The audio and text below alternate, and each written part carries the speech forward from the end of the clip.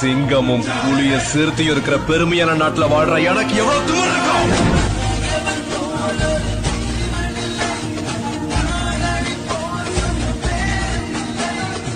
சிங்கமும் புலிய சிறுத்தையும் இருக்கிற பெருமையான நாட்டுல வாழ்ற எனக்கு எவ்வளவு துணை இருக்கும்.